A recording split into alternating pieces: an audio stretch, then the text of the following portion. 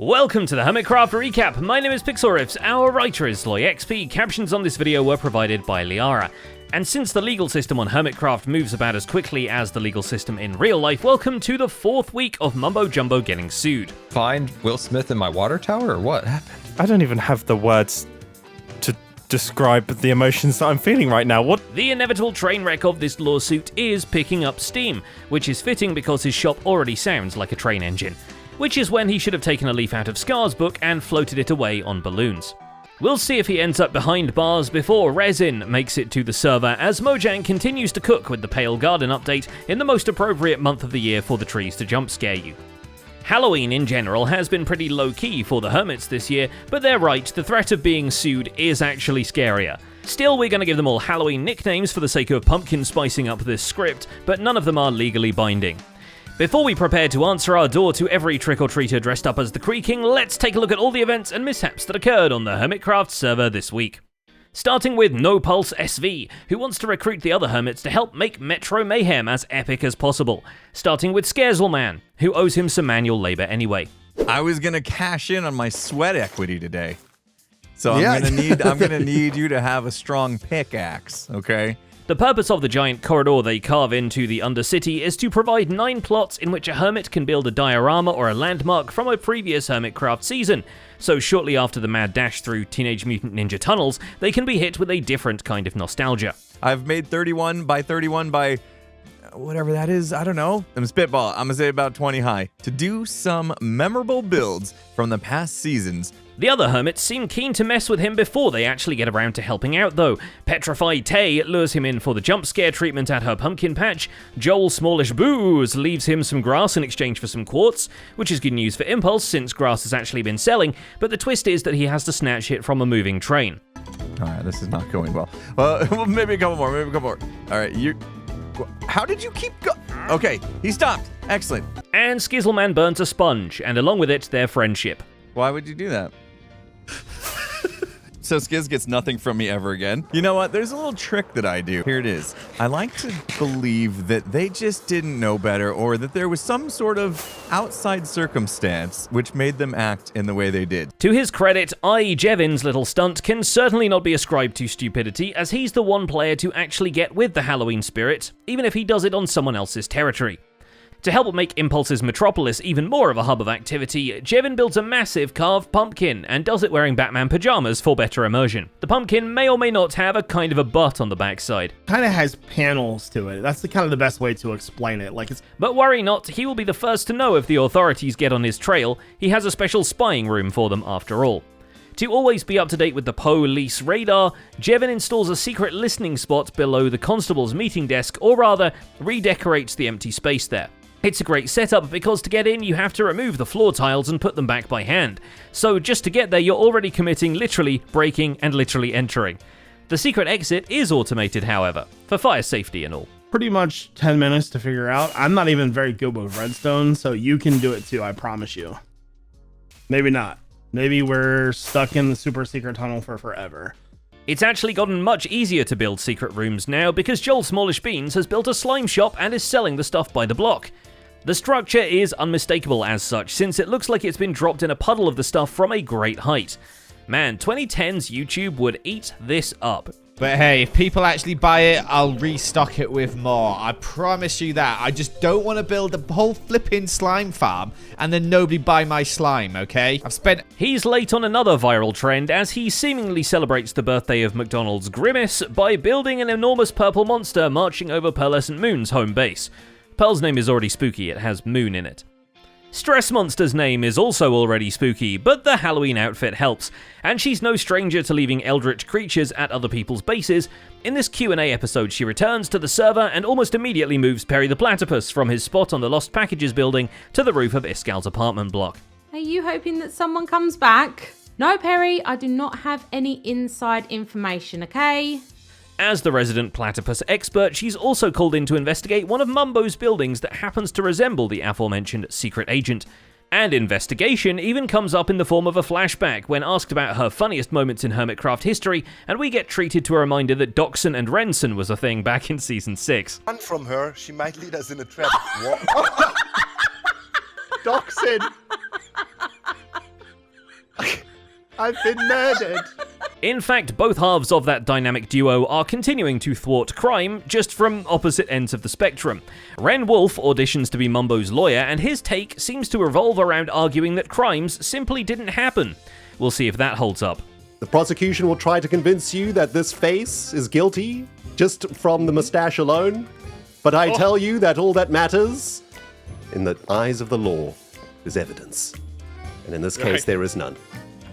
Wow. I raise my case. That's amazing. In the meantime, Ren's shop is held up by decorated pots, and a commenter has the bright idea of putting junk items in the pots so people don't accidentally stash their pickaxes while they browse.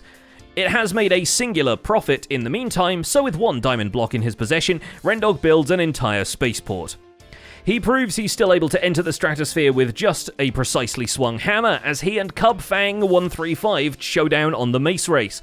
But Ren won't simply play whack-a-mole when his armadillo population starts to breach containment. Instead, he recruits an actual space bug to help him test out the newly underbushed carpet surrounding the Honey River. But yes, indeed, certainly the Endermite is doing a great job showing me where the leaks are, and hopefully I can plug everything up. Ren's luck doesn't change when accompanied by Scare Alice as he descends into Doc M's secret casino. Not on the first try, admittedly. Now we go. Now we go. We're in. Yes, we're in. Before witnessing the other song animatronic Joel can perform, they also give a quick test to the roulette table, which is not a table full of Swiss rolls, and therefore we're not interested. Corrales, you're a dangerous man to go into casino with, bro. 2 diamond blocks on emerald. But back home, Corrales has to test his luck against Redstone once again. Though if the automated sorting system he built will start giving random numbers, maybe he should have bet on a different sorting system. But nevertheless, this is a design by Maestro Game because I needed so many balls. That's not only all the balls, there's balls this way as well. I'm going to be dreaming about balls for days. Hate them. Anyhow. The smuggler sorter is disguised as an overgrown cave, and the breeze charge launcher actually throws you out right at the airplane strip. And the atmosphere is only enhanced once Corrales adds the pitch-shifted bee buzzing to simulate airplane engine noises, despite the fact that according to all known laws of You guys hear it, right? Yeah, that is a great idea. XB Cryptid is in the process of preparing papers to sue Mumbo with when Corrales introduces him to his new front lawn. He'll have to be happy with an IOU for bushes, but we imagine green space of any kind is a welcome change for XB after spending some time out in the Bergs, where his Ocean Monument base gets some angled additions to the tops of the towers. I mean, those, yeah, but... Son of a biscuit. Okay, we gotta... Spending so much time on the open sea clues him into his lawyer looking a little fishy, but they slap some sense into him. Fell. And prepare to send Mumbo some legal documents along with all the sand he's owed by the woodshop. Don't worry. Accidents happen, right? I mean, you know. Because Dr. 77 and Mr. M would like there to be as few loopholes as possible. Although he has first-hand experience with people on this server not being able to take advantage even when things aren't exactly watertight. You gotta swim, Corrales. You're not swimming. There, you're No, swimming now. I'm swimming now. Swim up now. You stopped swimming again. He uses water to much greater effect back at his swamp base, where a stream from his early game farms now transfers the outputs to a team of allays working to pull material out of a loop and throw it into bubble columns leading to his storage system. Despite Ren and Corrales getting 2 jackpot payouts from his roulette table, Doc still walks away slightly richer, and tips for the live stage show are likely to draw in a little profit too. But just in case this legitimate business needs to actually act like a legitimate business, Doc makes a trade with Joe Hills, actually Joe Hills' monster, sorry that's a common misconception, for some high quality Homedale dirt. This means not only a payday for Joe, but also buys him a seat at the next high stakes poker game. And seats at the game are definitely filling up, including the ones in the audience, but that's partly thanks to normal Cleo. With the new Armor Stand mod being much more accessible, Cleo is happy to see their server mates get into the finer detail with their builds, but they're all too happy to help with Doc's speakeasy, even if an IRL cold has been making speaking quite hard. But while their relations with Doc seem to be healing, the mail brings in a bundle titled We Know, filled with deep slate ore spelling Doc is a murderer. This revelation comes a few dead pigs too late, and Cleo is quick to point out that if they were the ore snatcher, they would have already blabbed. And it may just be the case of Cleo opening their mail too infrequently for the storyline to really develop. I need to know what it is that you know, because I don't know what you know. Joe Hills is looking to open the mail a bit more frequently, and having a postbox of his own will help with that. Lacking one for the Homedale area up until now, Joe uses the post office to mail the post office in the hopes that Pearlescent Moon can hook him up.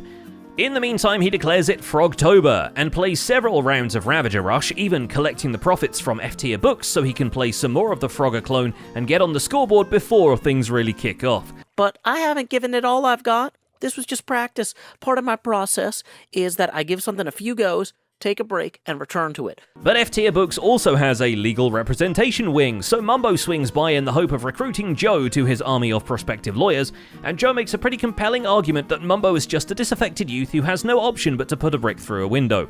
I feel like I could torch the place to the ground and everything would be fine. I'm going to recommend against that. And recommend against creating evidence of that. But, if you happen to do that and need an attorney, I am still available. And finally, there's Mummy Jumbo, whose name we've saved for last because it is truly cursed now that I say it out loud. Mumbo also auditions Scar to be his lawyer, purely on the strength of Scar actually really liking his iron shop, although maybe he puts his foot in his mouth when he forgets Scar is part of the Popo. Nobody was hurt! Yeah, who cares? Who cares? Exactly. Glass is meant to be broken. Exactly. Off the record again? Yeah. XP's prices are outrageous. While it seems unlikely that he'll clean up his act, Mumbo can at least clean up his base, and he was ready to be annoyed about his one-chunk item sorter being built across a chunk boundary, but it turns out it's a symmetrical contraption which, by sheer coincidence, was split perfectly down the middle. So he spends the time clearing out some room underneath his various shops for water streams connecting to the item sorter, and figures out some shulker box loaders for multiple types of material.